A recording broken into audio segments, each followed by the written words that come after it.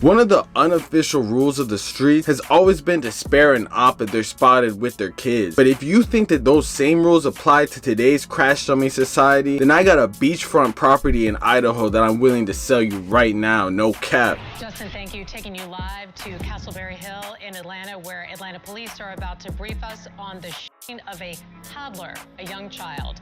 Let's listen live. Unfortunately, it seems like this generation of shooters lives by a new set of rules. Rules that no longer look out for innocent bystanders or humans around them in general. Unfortunately, for the infamous 4PF CRASHOUT, aka Dirty Tay, it was this thinking that got him an extended stay in a one-star hotel called Rice Street Jail. A close affiliate of Lil Baby that was apparently signed to him after getting home from an extensive bid. Tay had been in a position that many would have died for at that point, but pissed it all down the drain in an act of pure fried activity. And now it's looking like we won't get any new music from him until he's in his early 50s. Today we gotta get into his story, the beef that led up to his long conviction, and what will happen next right now. But before we do, gang, I'm gonna need you to do something for me, man. Like, comment, subscribe. We're on the road to 100K subscribers, man. Make sure y'all tap into that merch link in the description and hit that notification bell so whenever I post, y'all are tuned in right away, man. So let's get into this with chapter 1, the rise of Dirty Tay. Lil Baby has been on a comeback run of the ages. Bro just dropped a TikTok anthem with Mandem Central C, and it's looking like everything might just be going for the right direction for him. Many people had doubted him for the longest, saying, you know, the usual argument, oh, he hadn't switched up his flow in years, or oh, he raps about the same thing over and over again, or oh, every single song has been the same since 2018. But finally, it seems like he's on the right side of the discussion. But while plots and plans were going on planning this monumental song, a dark side of his past in Atlanta came to light that had many fans scratching their heads. Many remember that when Lil Baby was on the come up as the 4PF general, he had many other artists around his sphere that he signed or just associated with. Well, some of his associates and signees blew up and went to have long-standing careers like Rilo Rodriguez or Bees. One name has recently made headlines for the complete wrong reason. Contavious Wright, or as he's known throughout the scene as Dirty Tay, or Dirtball as some call him, have been fighting an ongoing case that first made blog news when shocking arrest footage dropped of him just 2 years ago in 2022. But fast forward 2 years and he just got sentenced to 25 years, with 17 that he has to serve for a crazy incident that the only most evil person could ever be accused of, allegedly shooting a toddler in a brazen broad daylight incident. In order to understand how things even got to this point though, you basically got to do a deep dive into the Atlanta street politics from the jump. Wright, aka Dirty Tay, grew up in the Zone 4 area of Atlanta in an area called KK, which is directly adjacent to Lil Baby's home neighborhood of Oakland City. As I'm sure you know, Atlanta split up into 6 separate zones, each one having their own groups, their own politics, and their own beefs. Growing up in Zone 4 turned this person with a promising future into a complete product of their environment. You see, because even when people get out the trenches physically, the shooter cutthroat mindset can still haunt you in your own mindset. Growing up at the time that he did, Tay had to make motion for himself and couldn't really depend on anyone else for a paycheck. Hustling like he did comes with consequences. After jumping off the porch in his early teens, he caught his first case at the age of 13 for stealing cars. He continued the life in the streets despite this and served a significant time in prison at the age of 18, sentenced to 2 years. In his time within the streets though, he gained a close relationship with Lil Baby, being from basically the same hood as him. When he got out of jail for his 2-year stint, Lil Baby reached out, locked in with him, and tried to build up his career by putting him under his wing. And just after rapping for like 3 months, went on a crazy run. It's crazy because the idea of Atlanta rappers signing their shooters is a regular occurrence. I feel like part of the allure for fans is that they're looking for authenticity in a world full of posers. And these big rappers want to see younger people from their hoods or organizations come up, so it's a win-win. This seems like why Lil Baby was looking to sign him as his first artist. However, things didn't end up working out because of a split-second decision that affected everyone's lives, which we will get into right now in chapter 2, Retaliation.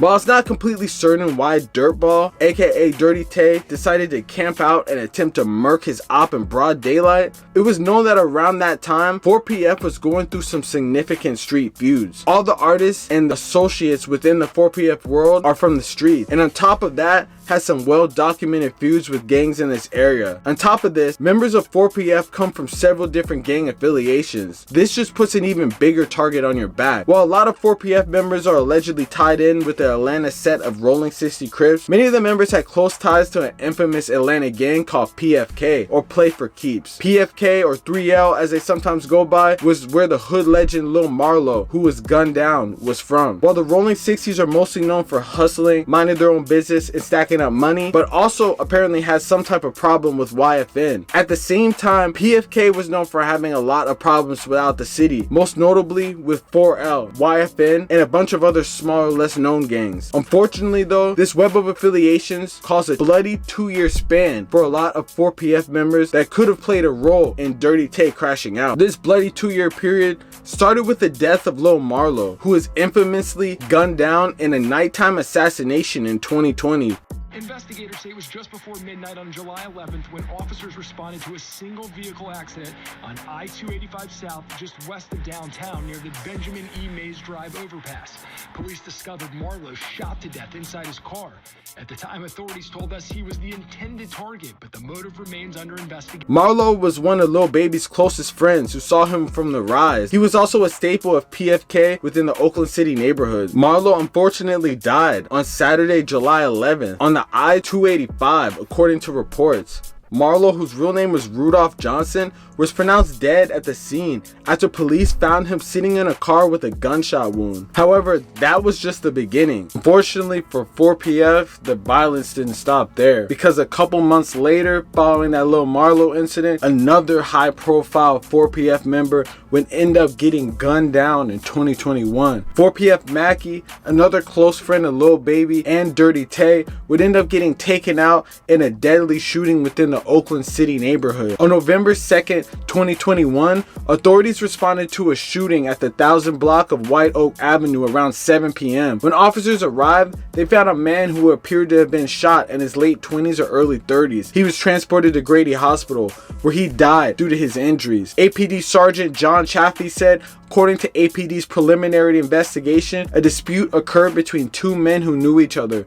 One man pulled out a gun and shot the other. Chaffee said there were multiple people around when the shooting happened, but the dispute and the shooting were just between two men. Investigators are still working to identify the suspect involved in this. Just a couple months after this tragedy, once again, a PFK member and close affiliate of 4PF met his demise in a hail of bullets again. On the early Saturday morning of April 27, 2022, 18-year-old Nasir Median Katian Atun El Belbidi Calvin, aka 4PF member Lil Mid, arrived at an Atlanta hospital and later died. Authorities with the Atlanta and LaGrange police departments determined that Beverly Calvin was shot Saturday night on the Lafayette Parkway in LaGrange.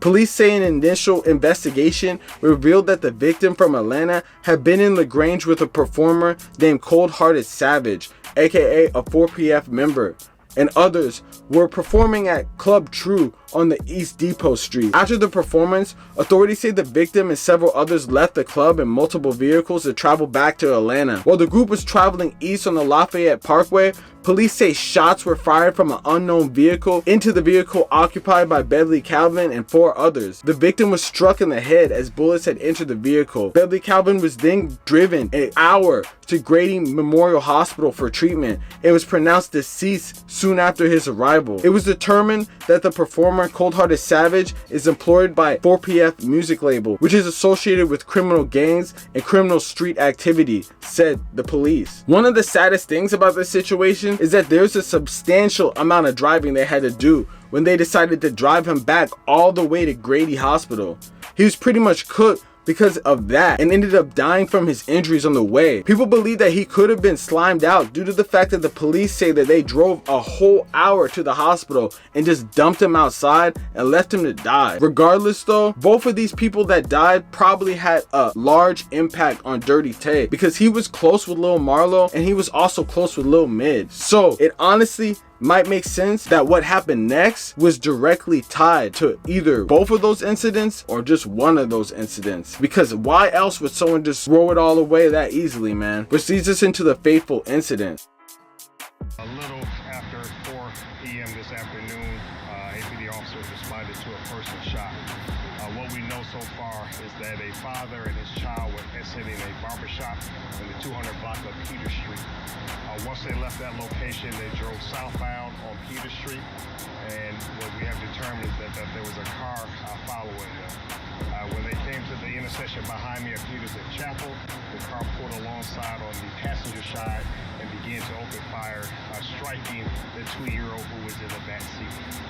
The father then drove down to Fire Station 14 on Lee Street, where the child was transported to a local hospital. On the afternoon of August 3rd, 2022, a young toddler and his father went to a barbershop in Southwest Atlanta area on Peter Street. Apparently, a car recognized them as they either entered the shop or left the shop, and police said that same Kia then pulled up next to the car with the toddler and father at around 4 p.m. Someone then proceeded to open fire from the passenger seat, causing a bullet to strike a 3-year-old boy who was riding in the back seat in the head. The child was taken to the hospital in critical condition. Luckily, the child survived after being in this critical condition, and somehow, some way, probably due to the fact that this was committed in broad day, police located a suspect within 3 weeks. On August 19th, 2022, APD released a statement along with body cam footage that would end up going viral. Exit out the vehicle for me.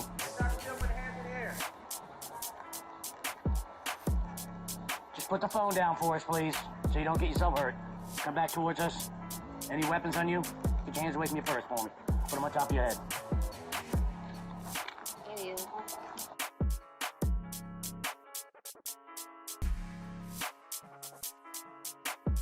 Come over here. Back here. Over here. Check her down for me.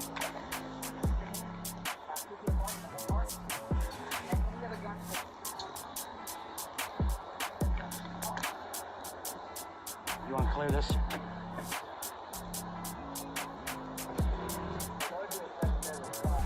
Yeah. All right, let's roll.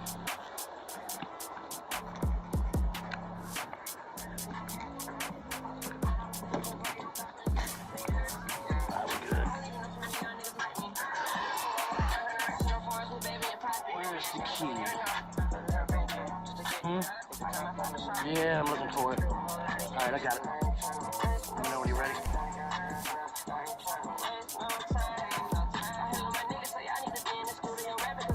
I think he probably has the key. It ain't popping up.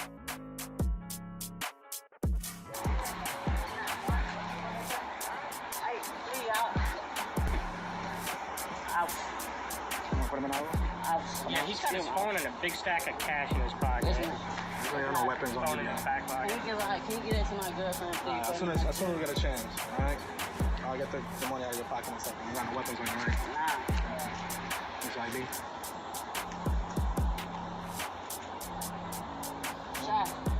Shaq, I love you, bro. I'll walk. Shaq, All right. Hey, follow this officer right here. Shaq, Come on, bro. I love you for real, bro. Can I get my girlfriend a kiss out, please? You'll get it in a second. Come on, brother. You'll get it in a second. Please. You'll get it in a second, my brother. You'll get it in a second.